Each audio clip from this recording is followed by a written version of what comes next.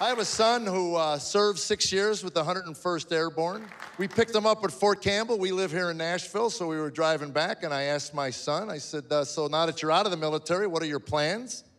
He said, well, I was kind of hoping I can move back home for a little while I reacclimate to civilian life. And I said, you've earned it. Take all the time you need. Well, 19 months into the acclimating process, a very perturbed wife of mine grabbed me in the hallway one afternoon and said, how long does it take to acclimate? I said, I don't know, I never had to. She says, go downstairs and find out. So I go downstairs, I politely asked my 26-year-old son, so did you learn anything? He's thought about it. He says, you know, I can kill you 6 ways with a popsicle stick. All right, you enjoy that video game, my man, and let your mom and I know when you're done acclimating. So I go upstairs and Tammy says, what'd he say? He said, get rid of those fudgesicles because he's going on a diet. It was the food. I don't know if the Army fed him for 6 years. All I know is he was eating us out of a house. Tammy and I started hiding food in our bedroom to keep it from our son. I mean, how pathetic is it? We had a stash of brownies and muffins next to our bed. So we'd get excited at night, run down the hall, holding hands, and lock our bedroom door. He may have thought we were doing something else, but we were just under those covers eating brownies and laughing at him. Yeah. You hit 50, your life gets pathetic. We went out and purchased a Select Comfort bed. I don't know if you're familiar with that, but each side of the bed has a number. The higher the number, the harder the mattress. My number is 100 marble slab. Tammy's number's 2. First night she laid on her side of the bed, she literally disappeared from my view. Mattress wrapped around her like a flour tortilla. Poor thing was sleeping in a fajita. I roll over to kiss her goodnight. I fell into a ditch. I couldn't get out. I'm like, wait. She's yelling at me, get off of me. What are you doing over here? Get off of me. By the way, if you're a newlywed, that's the sound of 31 years of love right there. You don't get me wrong, we still try to get romantic. We just save it for special holidays. Turns out Tammy's favorite, leap year. Didn't even know that was a holiday. I'll just dim the lights and put on Sade. She'll go, wow, has it been 4 years already, Tiger? All right, come on, I'll get the good flannel on tonight, come on. No, we're married, we try. We just know how much time and energy it actually takes, and we prefer to watch Law and Order. She falls asleep at 9:15 every night. My wife, you could set a watch by her body. At 9:10, I'll look at her on the couch, it's like a gas leak goes off in our living room. Hey, babe, maybe you should go to bed. I'm fine. What are you, a 5-year-old? Quit fighting it. Go to bed. Will you be quiet? This is my favorite show. Poor woman has seen the beginning of every Law and Order for 5 seasons. Now they come on and rerun and she yells at me, I've seen this one. Well, give it 20 minutes. And we've been married 31 years, and things change over time, believe me. She started menopause. I didn't see that one coming. There are nights that I lie in bed and dream about the good old days of PMS, trust me. I can't get to home cold enough. It's 48 degrees in my bedroom. I got meat hanging off my curtain rods.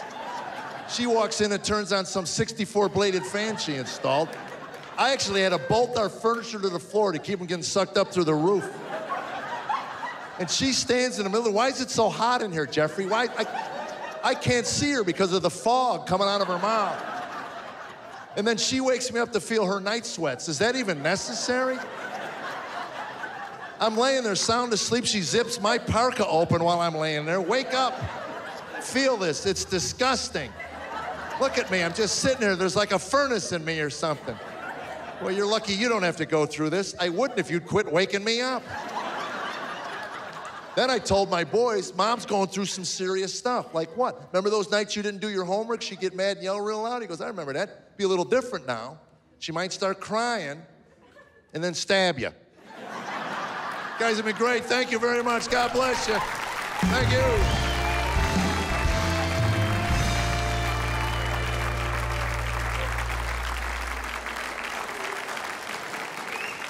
Jim Hallen.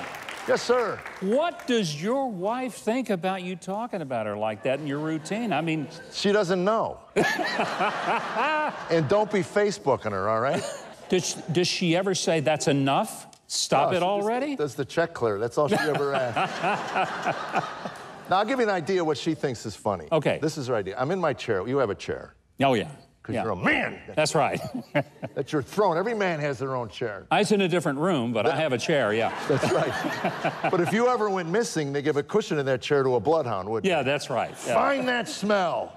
And then they'd revive the dog and send him on his way. So I'm in my chair. This is a true story. I'm in my chair. She comes up behind me, and she's rubbing me like that. She's got her arms around me like that. She's nibbling on my ear. And, of course, I'm thinking, is it February 29th? It was a few minutes between a husband and wife, at that time, 20-plus. It was a nice moment. She's, you know, and anyway, at some point, she kisses the top of my head. She hugs me, and she kisses me. She said, I love you, Jeffrey, and she walks away. Now, it's a beautiful moment, and I'm sitting there basking in the warmth of the moment. And then my son comes walking in at some point, and he goes, hey, Dad, who drew that big smiley face on your bald spot? What I thought was fingernails was a Sharpie. She was back there scratching artwork. I'm not making that up. So she's sick and twisted, trust me. You know what, after hearing your routine, I think you deserve that. I really do. I do? Yeah, you deserve that. I guess. You are known for comedy that is appropriate for corporate audiences, for churches. Anybody can hear your stuff.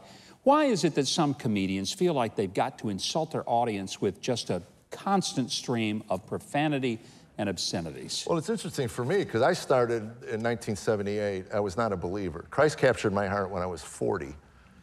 And what changed in my comedy at that point was not so much the language. The language was easy for me to get rid of, you know, but it was the attitude.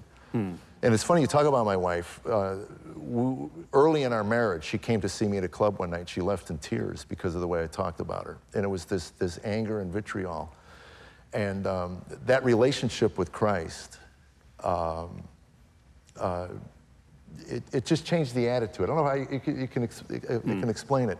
You know. Well, you're still absolutely on top of the game. We love you here.